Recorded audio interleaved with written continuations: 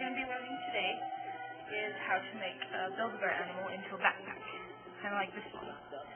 And this one's all the way done except for this strap isn't connected yet, but it's almost done. So anyway, the first thing that you need to do is get an animal, which the one we're going to be working with is going to be this owl right here. Okay, and when you go to Build-A-Bear, have them only stuff the head, the arms, and the legs. And like this one, the head's already stuffed, it's done, and his arms are just wings, they don't need to be stuffed, but his legs do. So any appendage that needs to be stuffed, have them just stuff that, and have them not tie the back. You can just tell them that you're making a backpack or something, they usually understand. So anyways, you get him home, and what you're going to want to do is, a lot of the stuffing is going to push out into his stomach, so you're going to want to get your hand in here, in his leg, and just push all the stuffing back into his leg, or arms, head, just push it everywhere it needs to go. Okay, so I've already got most of mine pushed in here. This is on his leg. You just kind of have to open it up so you can see right here. Now, what I do next is I get like an old shirt, kind of this one, crappy old shirt, and I've cut a little square out of it, just about this big, enough to cover over the hole of where his leg, where the stuffing is. So, you put that in. You're going to kind of have to pull the end of his leg out and kind of tuck this in so that it holds the stuffing from coming out. So the stuffing's not just going to like come out everywhere. So you just tuck that in all the way around. Make sure that none of the stuffing can escape, or else it'll come out and get like in the animal, in the back, and it will suck because it sticks to everything.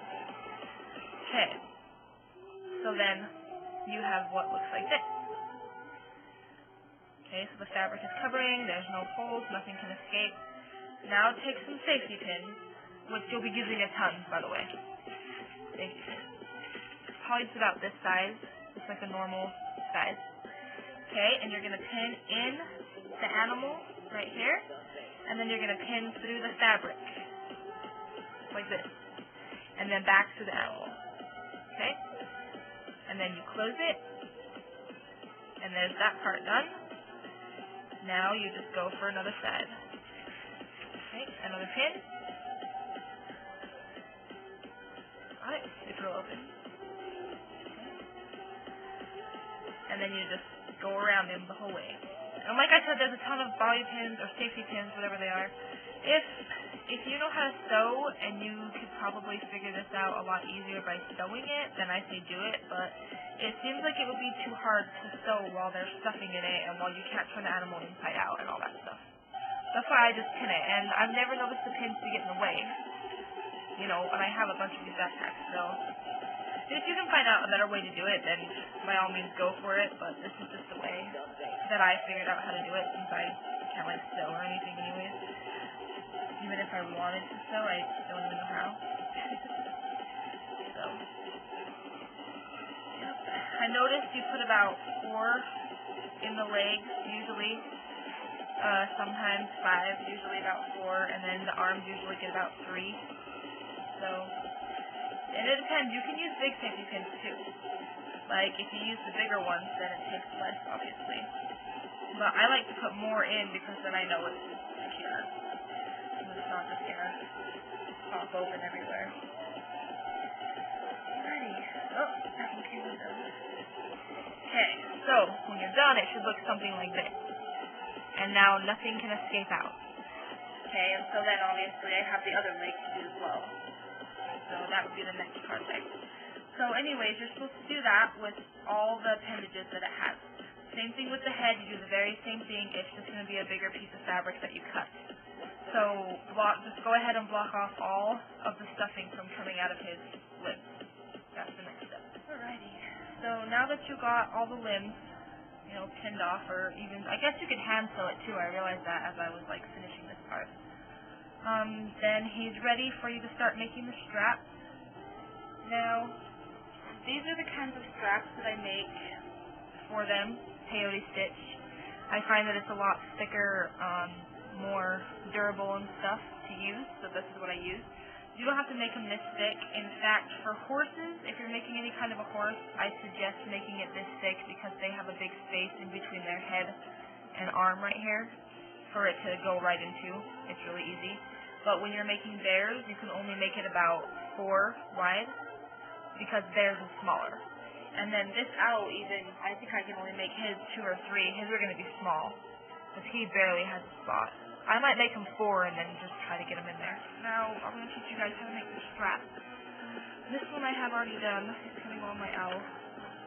So, what we're going to do first is cut us a string.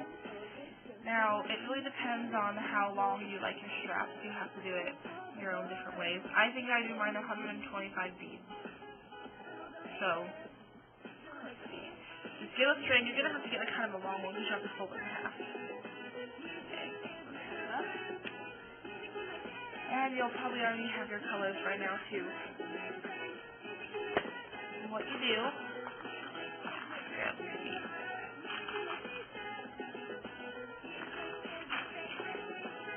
Okay, white one. Is you take 2 beads and put them on the first string because it doesn't matter right now which one you use. You just put 2. Okay, and then you take those to the bottom. And put the 2 strings together, and put 1 bead on 2 strings, on both. Okay, so it looks like this. Okay, and then you take each string that you just had, and you put 1 bead on each string. Not together, just separate. So 1 on each.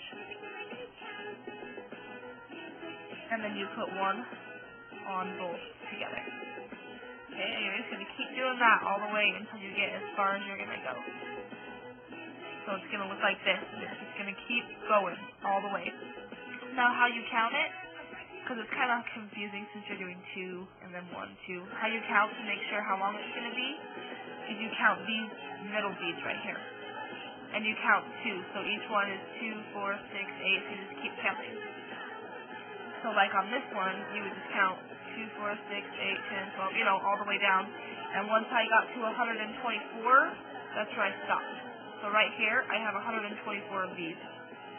All right here. And so once I get through all of these, I know my strap is long enough. That's how I count it. This is a lot easier than doing it any other way. And when you're very first learning how to stitch like this, it gets confusing because you kind of count each bead that you put on. Like this, you count each of these, and then you get to 124 really quick, and it's half as long. It kind of screws you up, so just make sure you count these ones. So anyways, that's what you do all the way till you get to the end, and then you just tie it off after you're done.